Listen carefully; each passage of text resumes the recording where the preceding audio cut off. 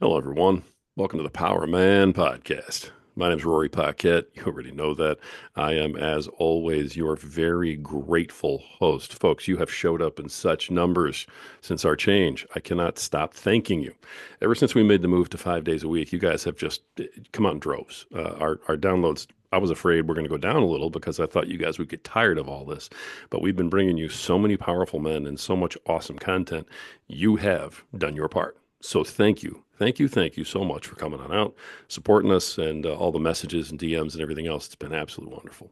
We have a fantastic guest today. You guys are going to love this. I mean, honestly, this gentleman, when I was reading his bio and he and I were going back and forth about him coming on the show, I felt like I was talking to myself. Okay, this guy could have written this entire show himself. So he's perfect for our listeners. You're going to love what he has to say, and we're going to go some good places today. So before we do that, though. And if you're a friend of the program, you know what's coming. We got to pay a couple bills. So let's take a sip of our preferred beverage.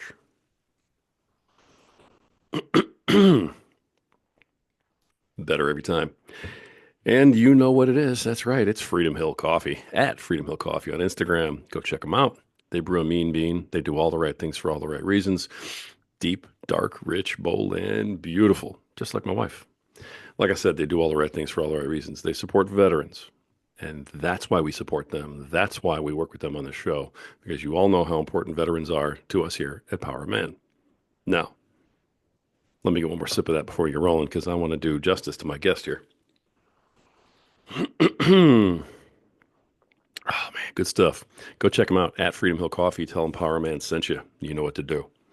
Our guest today, a retired social worker who specialized in the work of men and boys. This guy works let me give you his website right up front because it can tell you the whole story. Malefriendlymedia.com is how you find this gentleman. And if that doesn't tell you what we're about to talk about, nothing will. Please welcome to the show, Jack Kammer. How you doing, Jack? I'm doing great, Roy. This is very exciting to be talking to the dean of podcasting with a special certificate in podcasting about men. I appreciate that, man. I couldn't have paid you to say that better. So I appreciate that very much. Thanks for the endorsement. Now, Jack, I've told everybody a little bit about where you're coming from, but tell our listeners, who is Jack? What are you about? Where do you come from? Why are you here?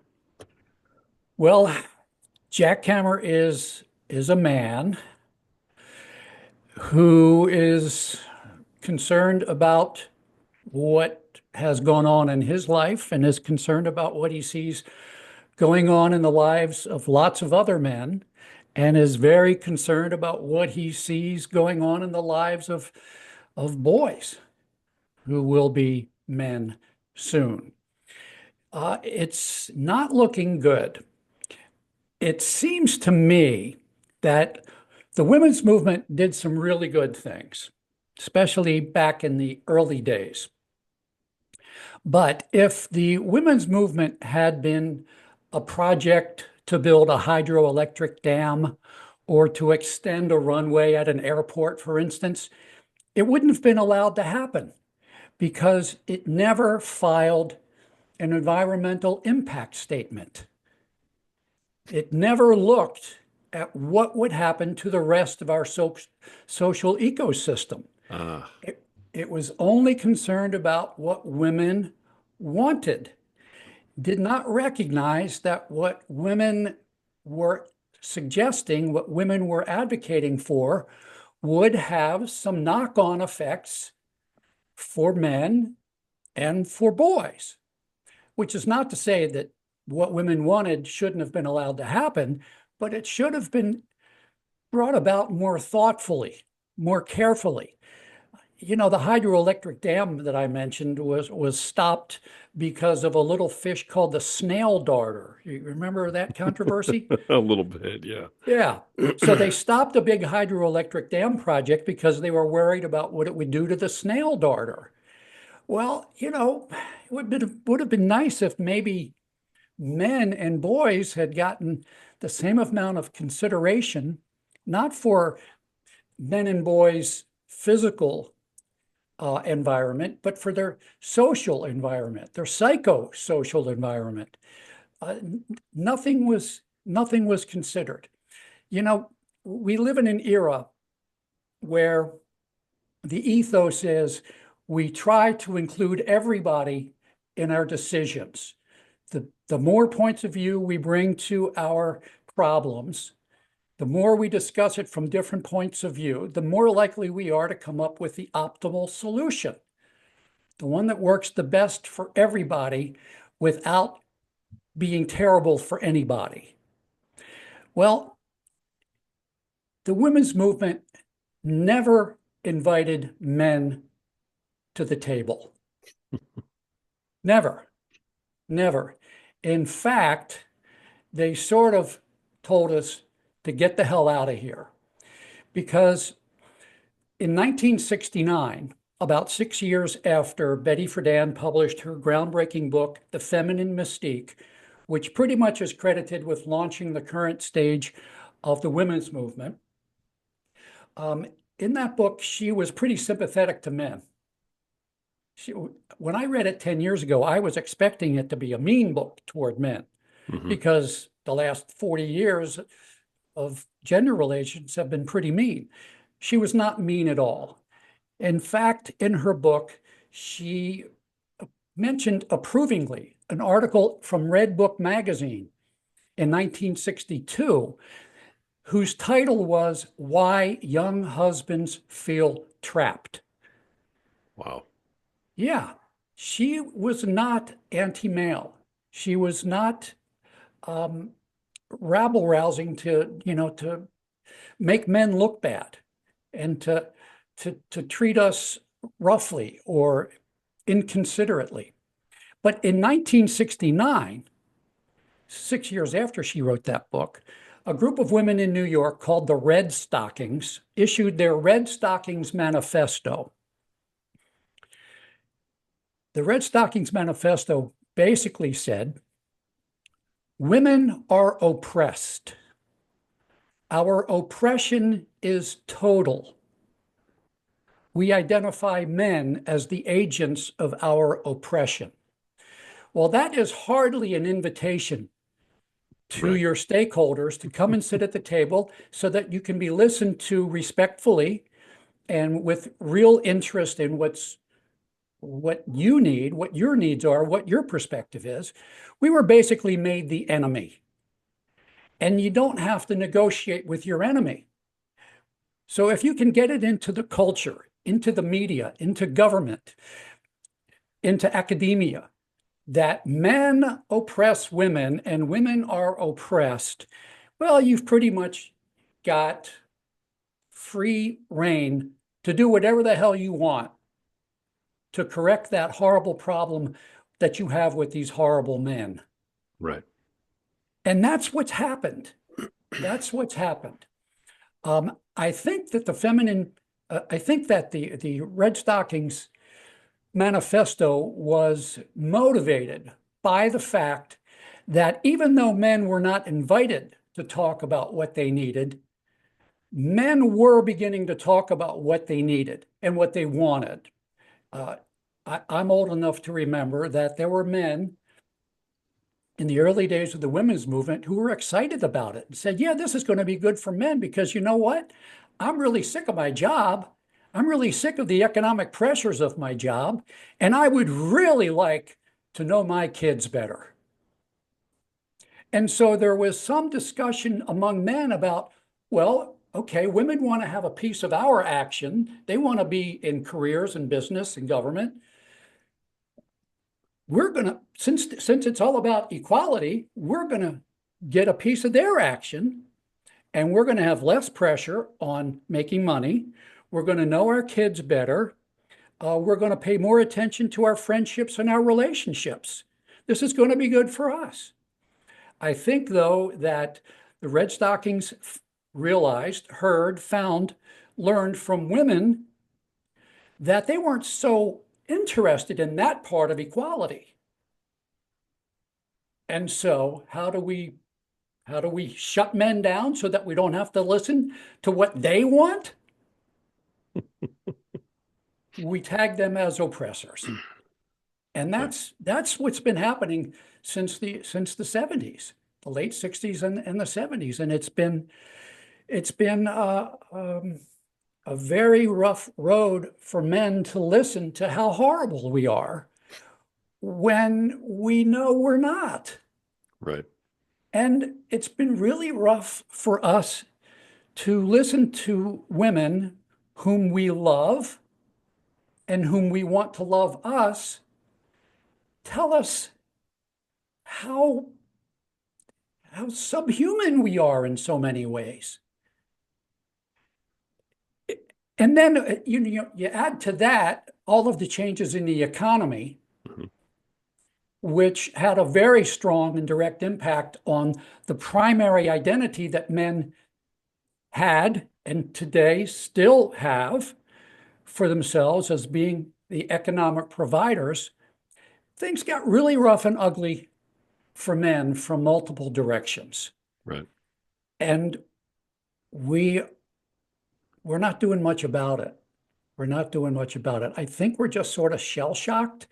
I think we're I think we don't want to fight about this. I mean, these are women. We love women. We don't want to fight with women.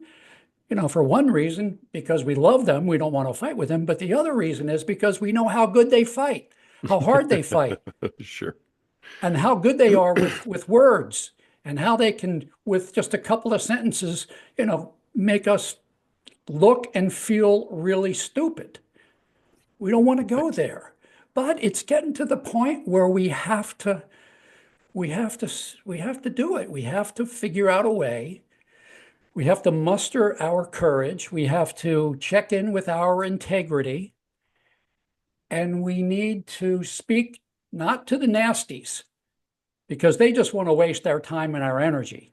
But we need to call forth the women who still love us, the women who have sons, they have brothers, they have fathers, they have uncles that they love and Right. appreciate. And we need to ask them to join us in asking the nasties to, would you just listen for a minute, please? That hasn't happened yet, but Right. it's got to happen soon. Now, I know that you studied this, and you were a social worker, so you saw a lot of this firsthand happening to other people. But, in reading some of your history, you have a personal stake in this. I mean, this impacted you personally, it sounds like, on a couple of different levels. Is that what got you into fighting for this movement? I am not a father. I'm not a divorced father. I am, I guess you could say I'm sort of a political, socially conscious creature. I have a fair streak of empathy in me, I see. which a lot of men have much more of than we're giving credit for. Um, I could tell you two stories if you'd like to hear them Of of how course. I got interested in this. I'd love to Okay. know. Yeah, absolutely. Okay, so the first one goes back to when I was a kid. I mean, and I was a kid. This was probably in the late 60s when I would have been 9 years old, before Betty Friedan wrote her book. Um, I didn't have any words for what happened to me to understand it, to explain it. The word sexism, I don't even know if it existed back then. Before I tell you, though, what I experienced, I want to relate what I experienced, which you probably have never heard discussed before. I'm going to relate that to something that you have experienced and recognize as a problem. We know that if you see a little girl who is good at sports, you don't say to the little girl, gee, Susie, you're really good at sports for a girl, Right. right? You Absolutely. don't you don't say that if she's good at math or science or any of the things that are outside of the traditional girly girlish things. Okay. So we know that that's bad. And we know that that sort of is a it's rooted that idea of for a girl is rooted in some very strong ideas about the proper roles and positions of girls and boys. The message to the girl is sort of like, this is sports and this is science and this is math. Is is there something wrong with you? Like you don't belong. You don't belong. Right. You math and science? No. Girls play with dolls. That's sort of the message. Sure. Get back in your lane. What I used to hear as a little boy was, gee, Jack, you're really good with babies for a boy. Hmm. And I didn't know where that was coming from, Right. but I knew I didn't like it. Right. Like, what are you saying for a boy? You should I not be doing this? I love babies. Babies love me. I can get them to stop crying. We have fun. What's more fun than a baby? Come on. Um, so that stuck in my head. And it stuck in my head for probably 25 years because 25 years later, I started having the ability to put words to this idea of sexism. Boys do this, girls do that. Boys don't do this, girls don't do that. Sure. I was on a co-ed softball team in the early 80s. It was really fun. Every Tuesday night, we'd play a game and then we'd go out to our favorite bar, our team bar, and we would, drink and dance and eat and have fun. It was great. Really liked it. So two consecutive Tuesdays after our games, I am in the bar, sitting at a table with one of my female teammates. 2 different weeks, 2 different women. But both times, both women talked to me about their boyfriends and went on and on with a tale of woe about their boyfriends. I don't remember what it was. This was 1982. But I do remember that they had a tale of woe, and both of them ended their stories by saying to me about their boyfriend, and so he's a real jerk, don't you think? And Yeah. both times, all I could say was, well, maybe he's a jerk, but based on what you're telling me, maybe from a man's point of view, mine and your boyfriend's, maybe what it looks like to him is such and such. And again, I don't remember what it was, but both times, both women said, "Oh my God, I never thought of that." And so it occurred Okay. to me in my early 30s that we got a problem here. We got a problem here. The man is automatically wrong in problems between men and women. We don't need to listen to what he's got to say. We don't need to ask him how he's feeling or what's going on with him or what he might want in this situation. We just conclude that he's a real jerk. Right. So I Since the went home beginning of that night. time, but yeah.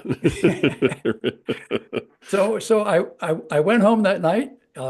My girlfriend at the time was also on the softball team. Not one of these two women, of course, because she knows, of course, that I'm not a real jerk. Um, and I said to her, I think I'm going to start a magazine. I'm going to call it Everyman, and told her a little bit about what it was.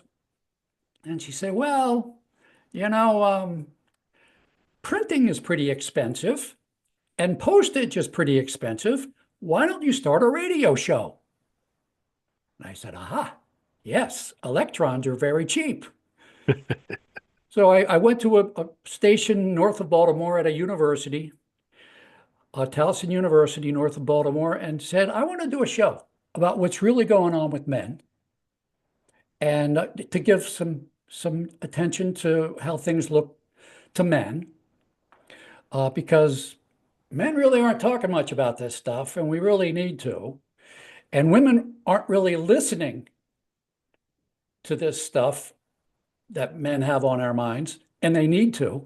How about if I do a radio show? Well, they put me through my paces, maybe do a pilot show, went over pretty well, and I got to do this show. I did it from 1983 to 1989, about once a week. I did take a little bit of a hiatus, but the show started sort of as a Donahue-esque type of thing, about relationships.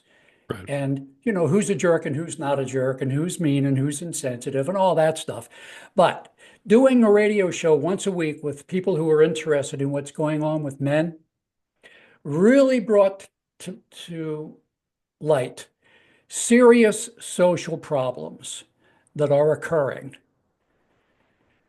in our society because of wrong, stupid, benighted, stereotypical, biased, bigoted ideas of men. And at the same time, sort of the flip side, all of these wonderful ideas about women and how perfect they are, neither of which are true because we're both human. Right. You know, men aren't perfect, but we're great.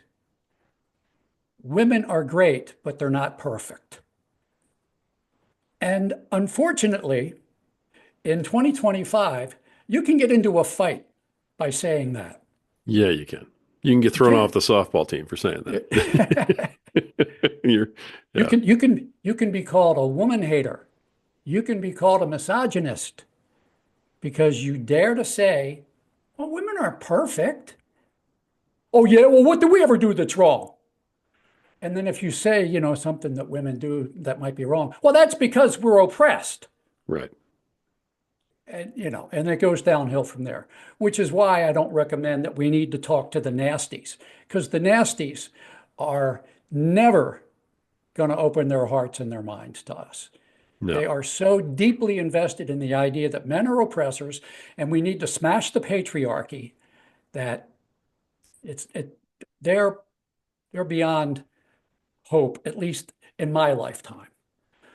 So yeah, that's why I suggest that we sort of encourage the nice women to sort of speak up, stand up and say to the nasties, that's pretty freaking sexist right there. You know, I like to say also that the most sexist idea of all is the belief that only men are ever sexist and only women are ever harmed by sexism. That's the most sexist idea of all. And we need to be able to say that too. right. Makes sense. So you have a hard time selling it, but it makes sense for sure. Yeah, well, I have a hard time selling it to people who are not in my market. Right. Absolutely. I'm not talking to them. I don't want to talk to them because I know that what they really want to do is just waste my time, waste my energy, and waste my enthusiasm for talking about this stuff. And I think that's also one of the reasons why the men's movement is so weak and feeble. There are, you know, our energy is is sapped by our good-hearted, bona fide effort to try to communicate with women about what's really going on with us. It's a black hole with some women. Sure. So forget about them. We need to ask good women to, when they're out with the girls and some woman makes some, really stupid sexist remark about men, how men are clueless, men are just children, whatever they want to say. The good women say, We spent a lot of time asking men to get over their stereotypes of us. I think it's time we talk to ourselves about us getting over our stereotypes of them. Hmm. That's much needed. That's much needed. And just that, one good woman speaking up and saying, this is over. We got to stop doing this. Men are hurting. We need men. Our boys are hurting. They're going to grow up to be men. Yeah, They're the future. We need to stop this. sure. Um, that's who I am. That's what I'm all about. I see. Serious social problems for everybody. Boys, men, girls, women, families, communities, everybody. Got it. So is male-friendly media then is the purpose of that to bring this awareness of this to the forefront? Is that kind of what's going on, or are you, working with men or with women towards this end?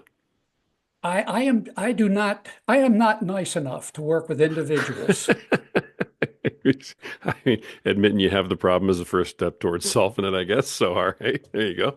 Yeah, I am more of a macro person. The kind of social worker I was, by the way, was not an individual clinical social worker who worked with individual men or even individual couples. No, I worked at the macro level of social work, Hmm. which is about policy, laws, customs, systems. That's where I worked. Got it. Um, so male-friendly media is about doing what I do. I'm not going to say I do it well, but it's one of the things I do better than anything else that I'm able to do, and that's to use words, to write, to speak. Um, I'm a my I have made my living as a PR guy, as a marketing person, so I'm pretty good with words, and I think that words can have a lot of power, and we sure need some nice words about men these days. Sounds like you're trying to start the conversations the right way. Yeah, Yeah, yeah, yeah, that's yeah. it's very much needed. That's awesome. Your opinion, of course, but the men's movement, that I've been a part of here, especially for the last, I'd say, 6 years, really heavily. Prior to that, I mean, I was, I knew exactly who I was as a man, as a father, and there were plenty of people who didn't like it. But the worst it ever got was like, oh, you're being too hard on your players. You're treating them like a military guy with discipline, and making them run and do laps, and you'd get that kind of blowback towards masculinity. But then when the kids won the game, nobody cared. So it was like you were able to kind of navigate it.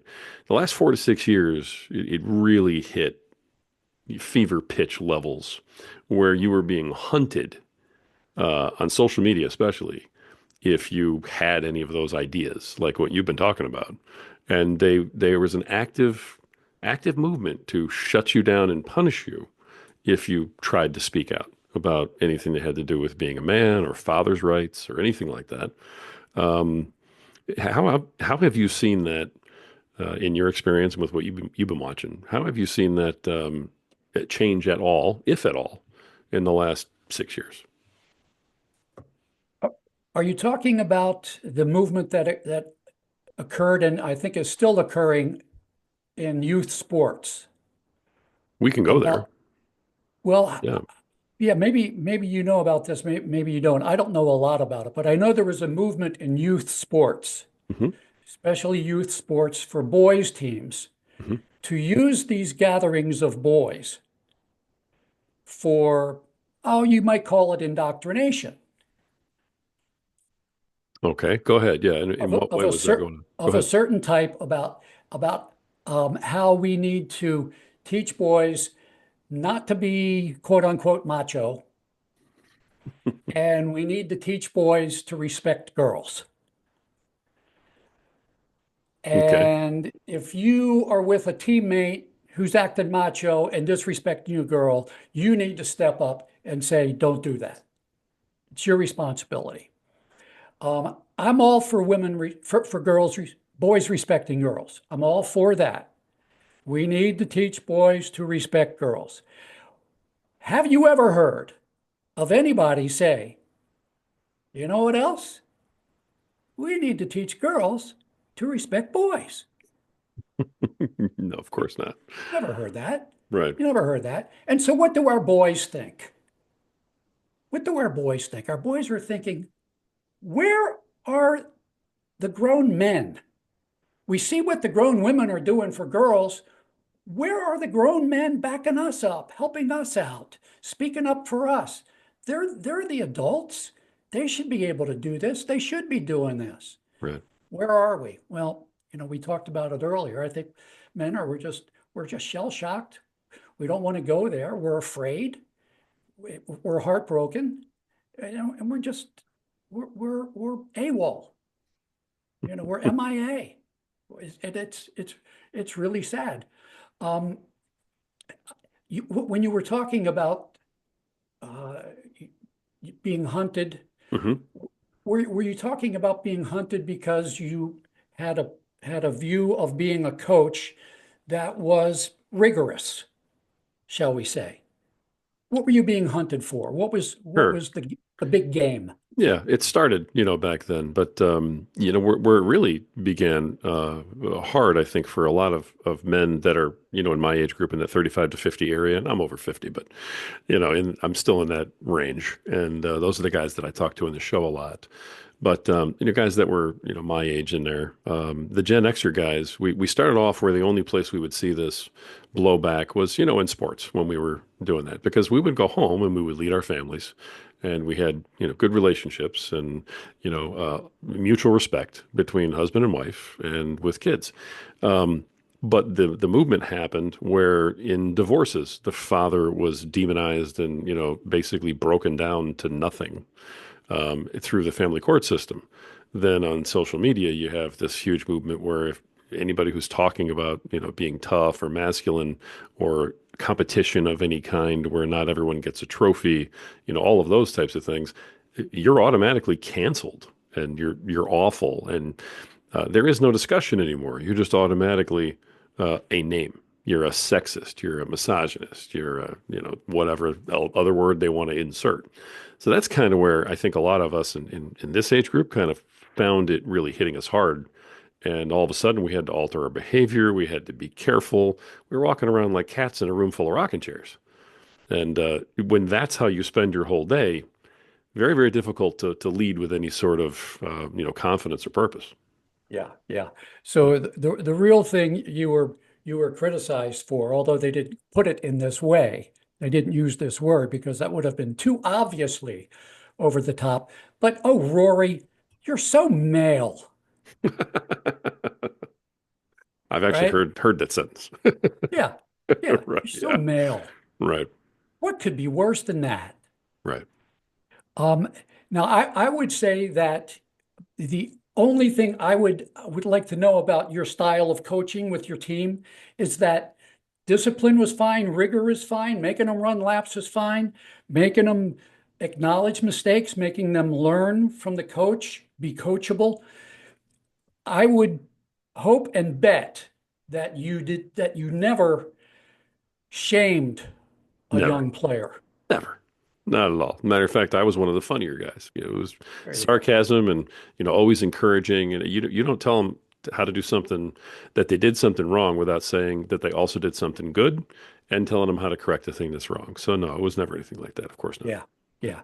So um, the whole idea of masculinity as a coach or as a Mhm. father or as anybody who provides some sort of instruction, and the word discipline, by the way, has the same root word as the word disciple.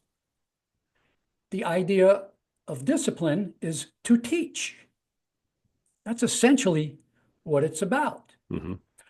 Um, there's a coach here in Baltimore, used to be a really, really tough linebacker for the old Baltimore Colts before they went to Indianapolis and broke Baltimore's heart, um, named Airman. What was his first name? Joe Ehrman, Okay. a really tough, I think he was an all-pro linebacker. He became a coach for an elite high school in Baltimore. Um, and his teams win state championships. And he's very concerned about bad coaching. And he is an advocate for good coaching of the kind, you talk about. You never shame them. Right. It's not what it's about. It's about teaching them and getting them to care about each other, right? As a team. And 100%. yeah. Um, so the whole idea of masculinity has been warped. Not itself, but the idea of what masculinity is warped. Oh my God, he's so male. He does this and this and this, and he doesn't give everybody a participation trophy, and he gives some boys more attention than others and more congratulations than others because he really was good at this.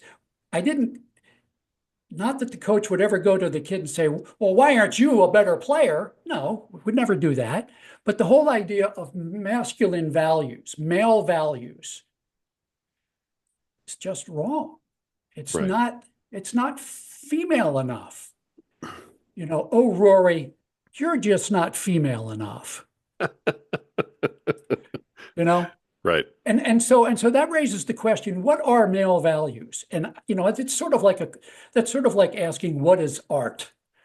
But I did have a psychiatrist friend that I was having dinner with one night. And he knew I was interested in male gender issues, and he himself is interested in them as a psychiatrist. And I asked him, I said, do you see any basic difference between men and women when you're providing them with psychiatric therapy? He said, absolutely, right off the bat. Didn't hesitate a second. Said, yes, absolutely.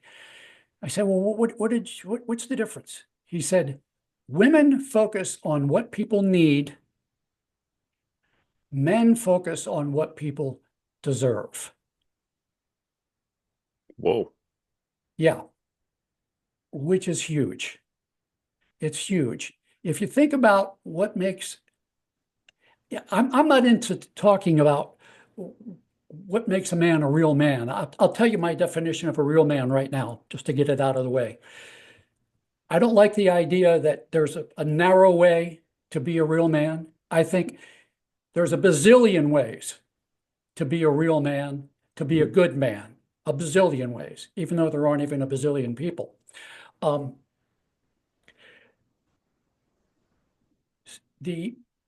so the psychiatrist said, men focus on what people deserve. Right. And I initially said, well, isn't it the same thing, need and deserve? He said, no, think about it. You don't deserve something just because you need it. You might want it, you might get it just because you need it, but you don't really deserve it. You haven't done anything to earn it. Right. And so to me, I was going to tell you the definition of a real man. Mm-hmm. A real man, in my view, a real man is a man who does not care at all about anyone else's definition of a real man. Like that. All right. I'm just who I am. I know who I am. It's about integrity. Hmm. It's about integrity. Yeah, I might not be really good at this thing that a lot of men are really good at, but I know who I am. I'm going to try to be good at this. That's really important. So the idea of needing and deserving, and the reason that deserving is very much a part of male culture.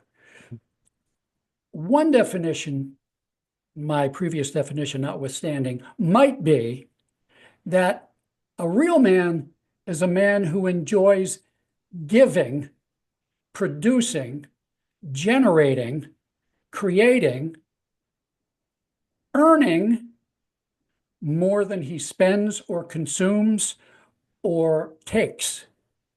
That men really enjoy giving, being generative. For sure. Look what I got. Look what I'm able to give you. I'm so happy to be able to do this. That's a wonderful thing. Now, I'm not saying women don't do that, but I don't think it's like at the top of the cultural checklist, you know, of what makes male culture male culture. Um, and that whole idea has been demonized. Mhm. And what's explained about why men are having trouble these days in the current social milieu of what's going on between men and women is that men are just having trouble. They're threatened because they've lost all of their male privileges. No, no. All right. Men are unhappy these days because we have lost our ability to give. In many ways, we have lost our ability to give. Right. You know, the economy has not been very friendly to men.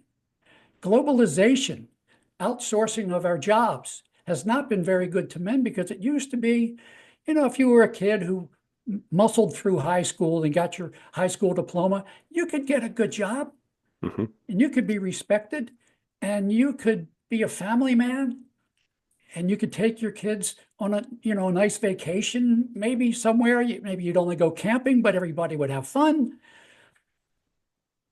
You know, it's not quite that way anymore for a lot of men. And so we are wondering, well, my wife is making money. That used to be what I did. What do I do now? Am I just an assistant provider now? And Rory, I got to tell you, I think that the answer is we need to reinvent ourselves. You know, when you think of Hmm. reinvention, think of think of the trouble that IBM was in, the company. IBM was a big hardware maker. Right. They were called weren't their computers called Big Iron or something? Just I don't. they made things. They made physical things. Right. But then when competition arose, and lots of people were making Big Iron and mainframe computers, IBM was pretty much where men are now. We're just sort of like wondering, well, now what? What's our value now? What's our value proposition now? Right. IBM reinvented itself. And instead of making hardware, it switched to a software services company. And that breathed completely new life into it. And it was a good move for them to make. So, how do you suggest that men begin to reinvent themselves? That's Uh, interesting. yeah. Well, let me first mention a way in which men reinvented themselves, I don't know, a couple thousand years ago. Hmm. When we went, when the human race went, when human civilizations went from a hunter gatherer culture to an agricultural economy, men had to reinvent themselves because no longer was the best opportunity for the human race to feed itself to be out there hunting and gathering with men throwing spears at big animals and risking their lives and maybe going hungry for weeks on end when the herd of animals was, you know, 300 miles away at their favorite watering hole. So we came up with a better idea. We're going to do agriculture. We're going to have a plot of land. We're going to stay here and I'm going to. And so men had to do the physical labor of guiding the plows back and forth across the field to be able to plant the crops. Now, I have no doubt that while this transition was going on, there were two kinds of men. There are the kind of men who said, yeah, this agricultural thing makes sense. It's going to work. This is the future. And there were the other men who said, walking behind a water buffalo to pull a plow. Real men don't do that. That's for sissies. Right. Look at you planting your little seeds, growing your little plants. Meat. It's all about the meat, Real men you know. hunt. Yeah. Okay. And Gotcha. and and and so the agricultural men sort of reinvented themselves, and it sort of worked because now we're feeding 6 billion people. And if we didn't have agriculture, we'd really be hungry. Sure. And we'd have a very heavily meat-based diet, um, which, has its benefits, but also its downsides. So today, how do we reinvent ourselves? Well, you know how it's often said by women, if women ran the world, there wouldn't be any wars, right? Right. I've They heard love, that. Yeah. oh, they love saying that. They love saying that. There wouldn't be any wars. And and what I like to say is, okay, I'll take that bet. And here's the other thing we're going to do while you take over the international relations. You can have all that if you want. We'll see how you do with that. At the same time, we're going to prove what we can be better at than you are. We're going to be in we're going to be in charge of raising the kids. We're going to raise the kids. We're going to make sure they are raised with some values that we recognize the value of. We're going to have a different form of discipline than women often do. We're going to have a different approach to risk taking than women often do. And I don't know if this experiment would ever be attempted. It's probably crazy to think that it ever would be, but I think that we would find out in a generation or two that we have a much healthier society than we have now if men had 2 generations of kids to raise. I think we could do really wonderful things for the world because Wow. vitamin M is in very short supply right now. Vitamin M. Masculinity, There you go. Okay. I agree with that. male values, male points of view, male perspectives, male ideas, male suggestions. From a man's point of view, Sure. um, I think it could do wonders. And I think that we don't need to reinvent ourselves completely, but we need to reinvent ourselves in a way that complements the way women have reinvented themselves. Women back before the Betty Friedan era, back before Rosie the Riveter, you're familiar with Rosie the Riveter? I know the story. I've heard that. Yeah. Yes. Women got involved in making Mm. airplanes and tanks and ships because we needed them for the war effort. And lots of women said, yeah, I'm good with that. Let me help win the war. I can do this. Right. Um, so back around, the Rosie the Riveter days, the Betty Friedan feminine mystique days, women's role was largely to be at home, take care of the kids. And a lot of women thought that was pretty okay. They like being mothers. They like having close relationships with their kids. But, too much of any good thing becomes a bad thing, right? And a lot of women who had been to college or who had other skills, talents, and abilities said, I love my kids. I love my husband. I love my family. But, I want to be a lawyer. I want to be a doctor. I want to be a scientist. I want to be an airline pilot, whatever.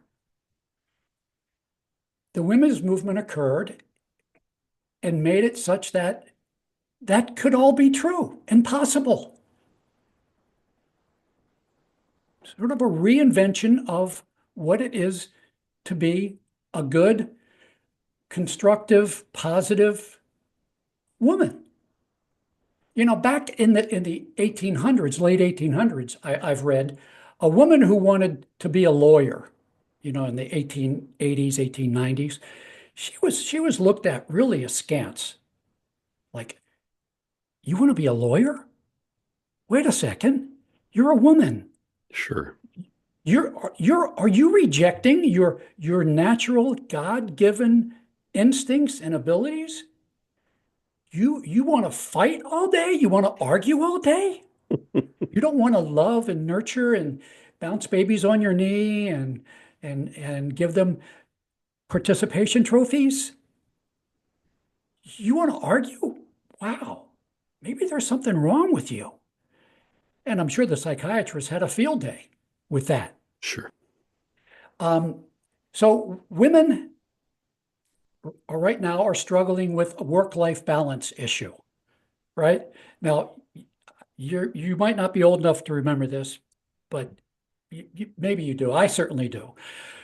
Back in the day, in the 50s and 60s, there was when it was men who were in the corporations and the businesses and the jobs, Hmm. there was no phrase work-life balance. Right. That's a whole new thing. That's a whole new thing. It's a whole new thing that started when women started trying to bridge the gap between your work and your home. And women are struggling to try to do that. And they let us know how much they're struggling to do that. And they make us feel bad that we don't think that the toilet needs to be cleaned every week. So, we're not doing our quote unquote fair share. We're not doing our part. They impose the standards and they expect us to live up to them. We have no say in what the standards ought to be. Sure. All right. So work-life balance occurred when women started working seriously, full-time in stressful careers, for instance. We don't need men don't need to reinvent ourselves by completely leaving our economic activity. But we do need, I think, for lots of reasons, including our mental health, to reinvent ourselves in a way that puts us more in touch with our coaching side, our fathering side, our nurturing side, our generative side, our teaching side, our discipline side, healthy discipline. I used to work for the National Fatherhood Initiative, and I want to mention this word because I love the word. National Fatherhood Initiative coined a word, I think they coined it. It's a word we used a lot, FERMPH. You ever heard of FERMPH? No, that's a Well, no. it's what NFI, National Fatherhood Initiative, basically says is what men provide. It's vitamin M. It's one of the constituents of vitamin M. It's a combination of firmness and warmth.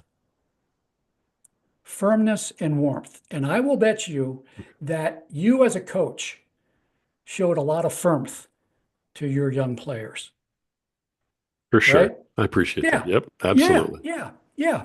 So we reinvent ourselves in a way that sort of mirrors what women did. Because when women first started getting into corporations, there were still a lot of stereotypes, and they really had to prove themselves. You know, oh, I can't give you this account because you're a woman and you'll cry when you don't get the next contract. All of those stereotypes, Sure. which have been pretty well disproven. There's right now there are tons of stereotypes about men. We've talked about them, Right. most of which are centered around why we don't belong in formerly female spaces. Because the worst, what do you think is the worst stereotype of all about men? The most unfair, the most damaging stereotype about men? Hard to say. That we hate women or something. I would say Yeah. I would say that the worst stereotype, because it's ugly, it's not true, and it is used strategically by women, by the nasties, against us, is men are violent. Oh, wow. Men are violent. Yeah, I can see that. Too aggressive for sure. And so, well, there's a difference between aggression and violence. Right. You might remember, I certainly do, that back in the day when the newspapers were full of help wanted ads, Oh, yeah. that's where you advertised a job if you had a Hmm. job available and you needed somebody to apply for it. Hmm. Back in that day, a very common phrase that an employer would put into his or her ad would be to say, I want an aggressive self-starter. You want aggression. Aggression is involved with initiative.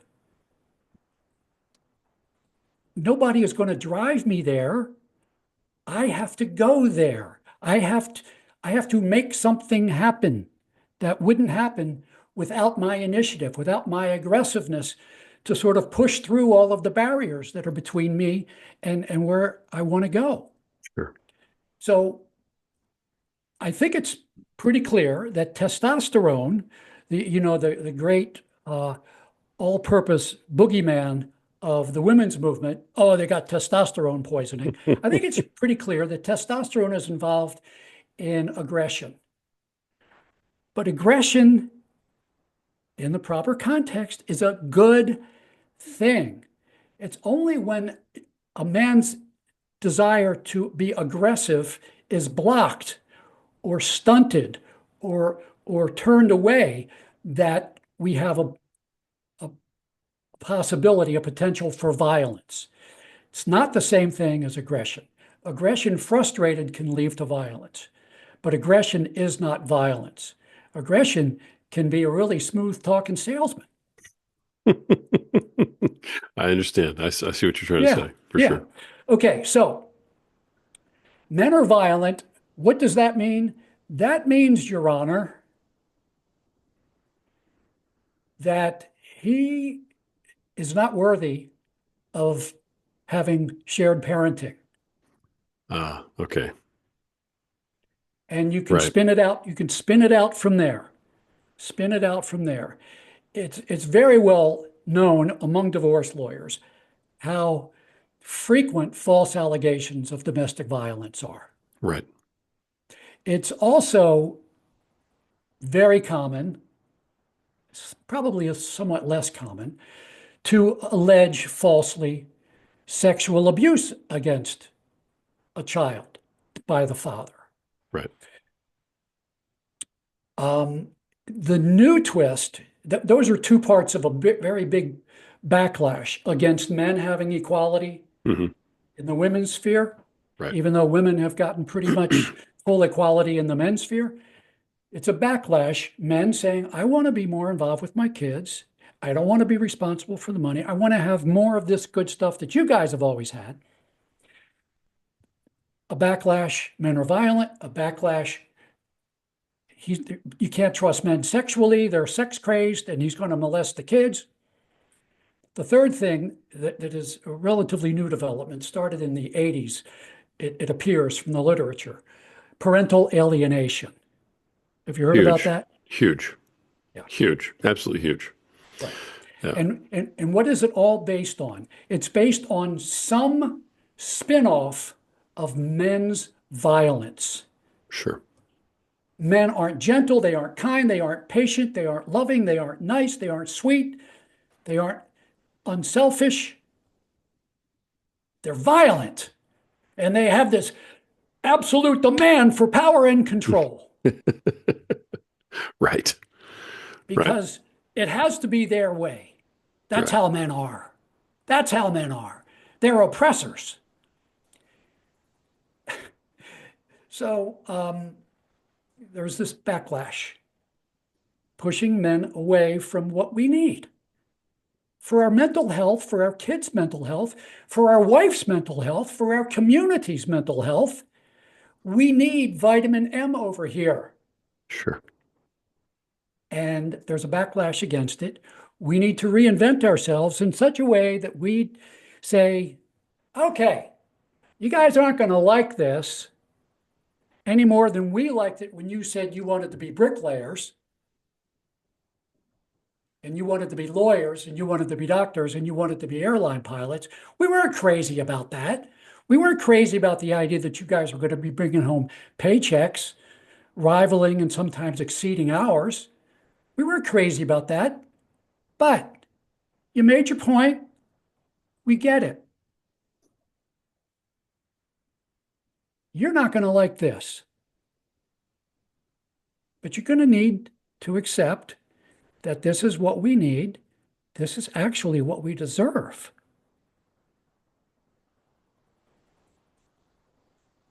And proceed with the reinvention of men for the new economy.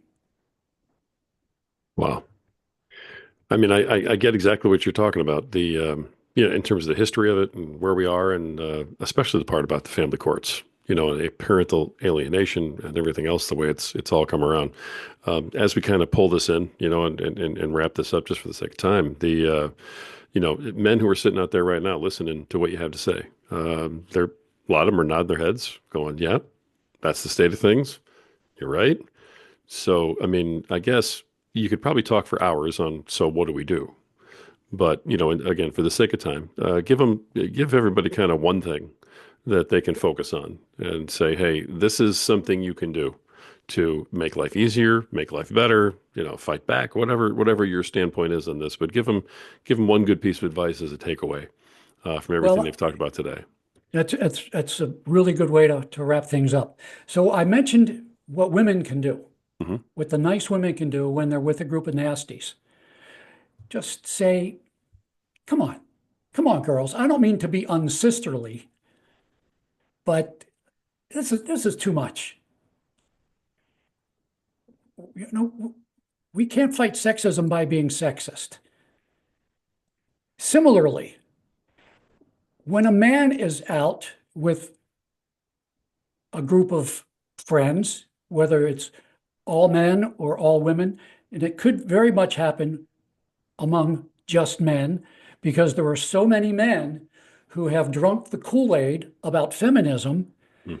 and about how bad we are and how oppressive we are, that there are many men who don't want to hear anything about a men's movement either. It's too much work. They have to sort of rejigger their conception of male-female relationships. Plus, they're more likely to get laid if they agree with women, Very right? practical, very practical. Yeah, True. very practical, very Yep. practical. As if that's the most important thing. Right. In some poor men's lives, that is the most important thing. Pity them.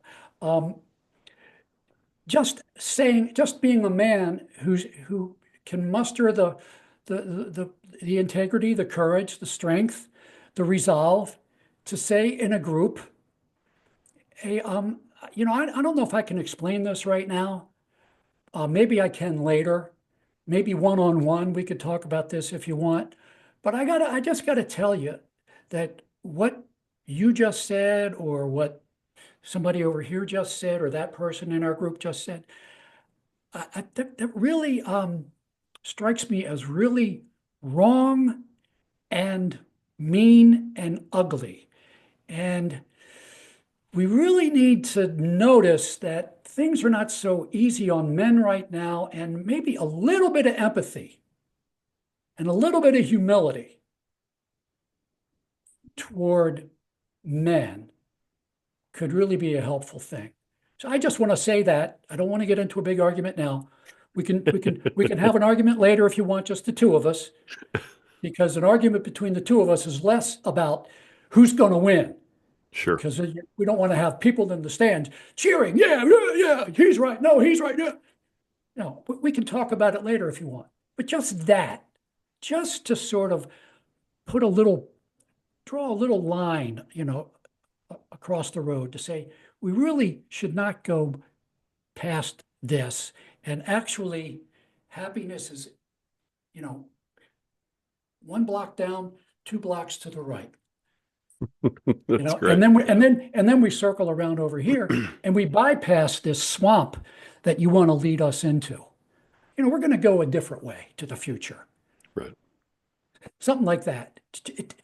It's the proverbial candle in the darkness. If each man can just be a candle in the darkness and just say, hey, I'm lighting this just to let you know, I think what you said is really benighted. There's really no energy in that. There's no future in that. So I'm just going to say, I really didn't like that. Let's not go there. Let's Nice. do something better. Nice. Good way to wrap it up. I appreciate that very much. That's very, very helpful advice for men to approach things that way. It's not too aggressive. It's just a little definitive, and it's taking a stand, but also, being very cooperative about it all. So that's not bad advice at all. Anybody who wants to reach you, wants to ask you some of these questions, wants to talk to you more about any of these topics, best way for them to get a hold of you, sir. Well, malefriendlymedia.com. Um, I have a contact page there. I Okay. have a follow button there. If you want to just subscribe to a little mailing list I keep, and I'll be happy to let you know when I publish something in writing or uh, appear on a podcast. Nice. Okay. Well, make sure that's in the show notes for everybody too. Thank you. So, all right, Jack Kammer, appreciate you being here today, sir. Thank you for sharing everything that you did and giving that advice to men who are listening. Meant a lot. Appreciate you. Thank you for doing so many shows about this important, hugely important set of issues. Thank Thank you. you. Appreciate it. Thank you. Take care. Folks, you've experienced another episode of the Power of Man podcast, and this is why we do what we do. This is why we bring powerful men like this on here to talk about very powerful subjects, like